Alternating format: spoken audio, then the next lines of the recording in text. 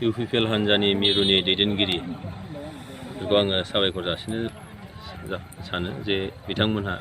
गुबैयै जेनेबा प्रमद बर' लोगोसेयैनो UPPLनि माने लाथ' आफादगिरिनिफ्राय लानानै गासैबो दैदेनगिरि बिथांमोन गाहाय नेहाथारि मावथि ब्रह्म हाज'वारिनिफ्राय आरम्भ खालामनानै गासैबो मिरुनि दैदेनगिरिफोर बिथांमोनखौ आङो जोबोर गोरबोनि साबायखर आरो खुलुमनायखौ हरदों। मानोना बिथांमोनहा दिनै आंखौ सिडली 31 नं सिडली बियाबनिफ्राय दिनैहाय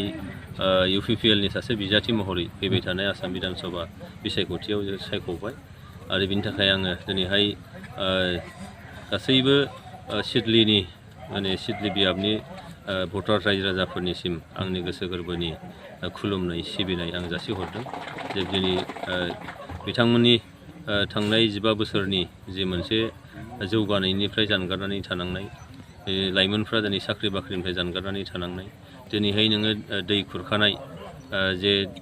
बिराद मोनसे गिदिर समस्या जादों जोंनि हा हुआ दैयाव थांजोब्बाय हाबा बाला जाबाय गायग्रा फुग्रा सोरबाया गोमा जाबाय न' बां गोमा जाबाय दा बेफोरनि मोनसे रैखाथिनि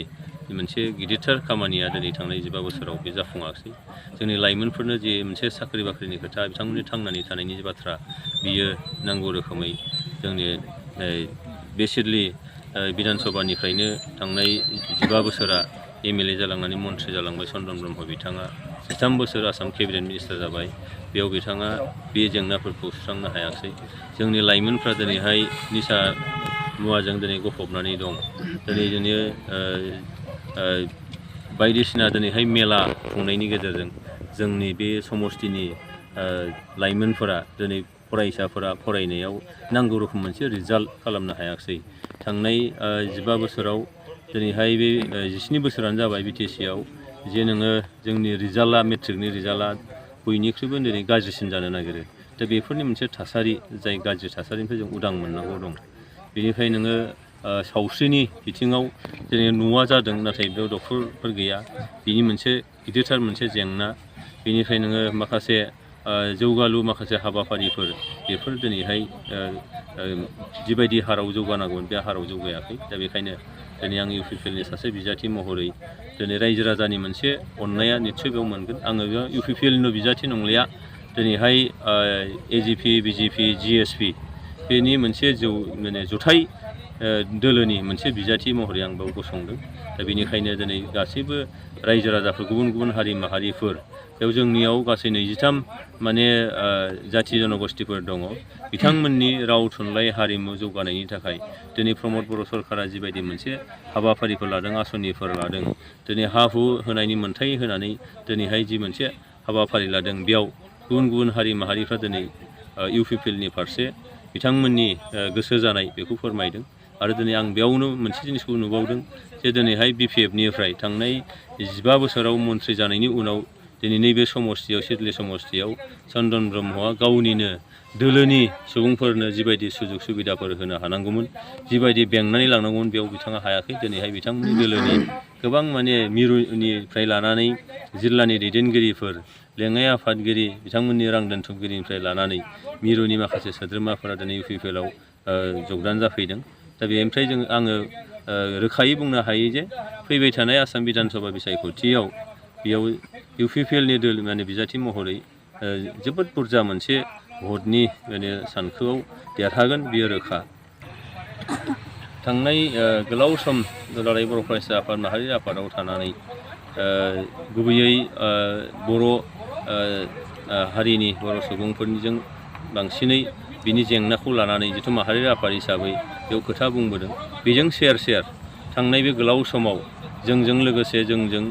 एखे गोसो जाफानाय माखासे माहारियारि आफादफोर जेराव कमन माखासे इस्युसफोर दङ सोलोंथाइनि बिथिं समाज बिथिङाव राङारि बिथिङाव जि जौगानायनि बाथ्रा बेयाव गुबुन माखासे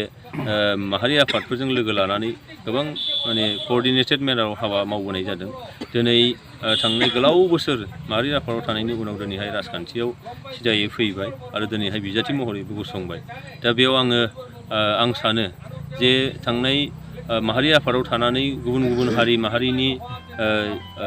फरायसा आफादफोरजों लोगोसे बै माहारिनि माखासे सानसुमैफोरजों जे सोमोन्दो मोनसे जाबोदों बे सोमोन्दोआनो दिनै राजखान्थियाव फैनायनि उनावबो बिथांमोना मदद मोनगोन बिथांमोननिफ्राय। बिथांमोना आरोबाव गुबुन मोनसेया जाहैबाय जे दिनै थांनाय 15 बोसोरनि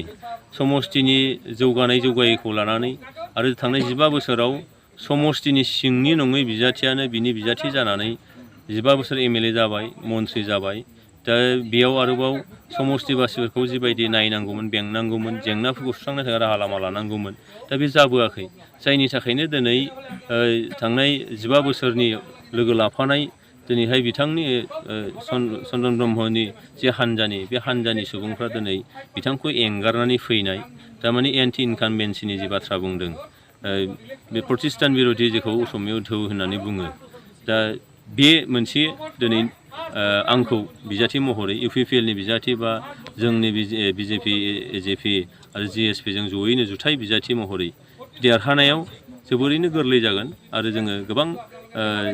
भट मोननानै गोबां माने फारागाव देरहागोन, बेखौ दिनैनि तारिखाव बुंनो हायो। बेयो गल सोनाय बा गल जानायनि बाथ्रा नङा। बाथ्राया जाहैबाय समष्टिबासिफोरनि जेंना जेंगोनाखौ बिथांमोननि गोसो गोरबोखौ जै खालामनो हानाय बा दिनैहाय समष्टिबासिया गोदान मोखांनि बाथ्रा बुंदों आरो दिनै चन्द्रन ब्रह्मखौनो BPFनिफ्राय बेयाव बिजाथि महरै होबावबाय। दा बेयाव समष्टिबासिफ्रा थांनाय 15 बोसोरनि बिथांमोननि जि नासयजानाय, बिथांमोननि जे जेंना सुस्रांजायै मोनसे गोसोआव गाज्रि मोननानै थानाय, बे गासैबो जिनिसानो दिनै आंखौ मदद खालामगोन आं बेखौ सानदों। दा बेयाव गल जानाय होननानै बुङोबा बे चन्द्रननि बिथांनि फारसेनो माने गला जागोन, बिथाङा जेनगोन आरो दिनै देरहानाया दिनै UPPL बा आंनि दिनैहाय बिजाथि महरै आंनि देरहानाया जोबोद रोखा जागोन, आं बेखौ नुहुरदों।